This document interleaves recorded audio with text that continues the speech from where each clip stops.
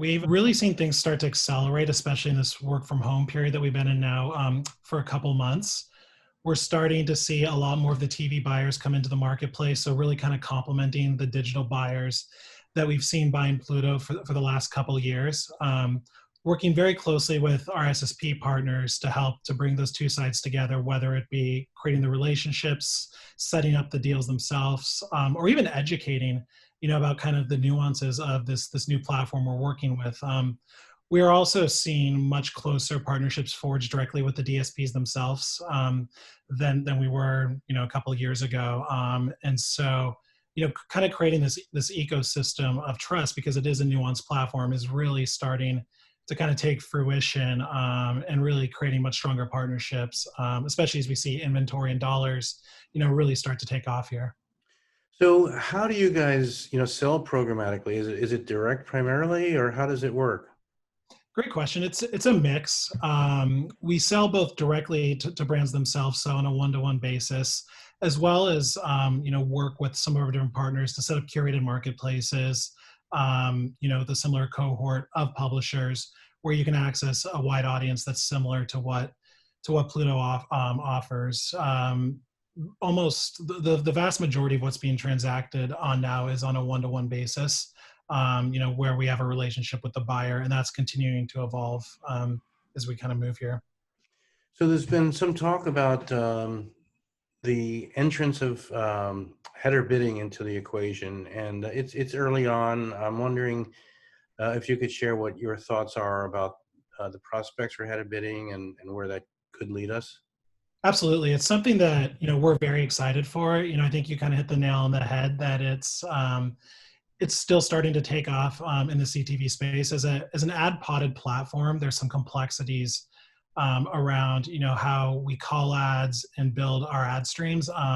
Some ad serving technology is built for that, some's not, and so I think a lot of that needs to be taken into account for us to deliver a fully optimized ad pod back to a viewer. So we've been talking with a number of folks in this space, kind of giving our wish list of what works right now, and frankly could use a little muscle, but it's somewhere where we see a lot of potential, just based on current technology limitations around opening the inventory up to more buyers. I think it's going to become, it's going to open a lot of doors to us as well as buyers, I think in the really short term here as the technology really starts to ramp. Jeff, let me ask you about addressability. And addressability means a lot of things, but I mean, how you guys,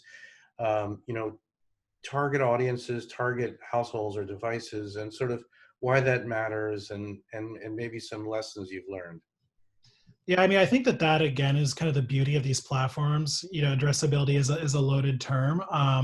But with that being said, it really does allow us to reach, it allows us to offer inventory to reach a buyer that, we know more about to deliver targeted ads.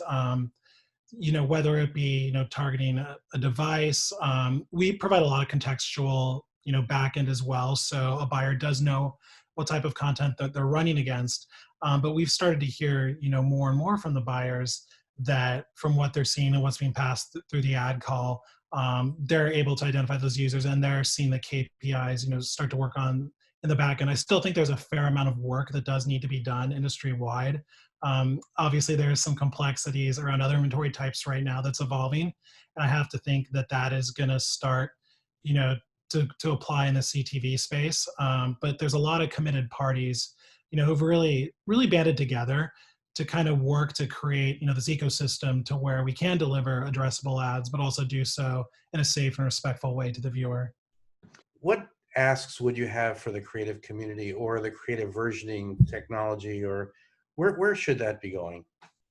Yeah, so there's definitely a challenge around when you're transcoding an ad and delivering back, a fully stitched together ad pod. If there is a lot of dynamic creative, it can overload the backend technology to where, we can see some serious issues. So I think part of it is the communication side. If an advertiser does have that need to serve dynamic creative, let it be known up front, so we can account for that. It's definitely one of the challenges, I think, as we move to this environment versus display, where it's a little easier to do on the fly. But I think that communication piece and the technology will catch up to it. But it's just kind of having that open dialogue to make sure that everyone's on the same page at launch.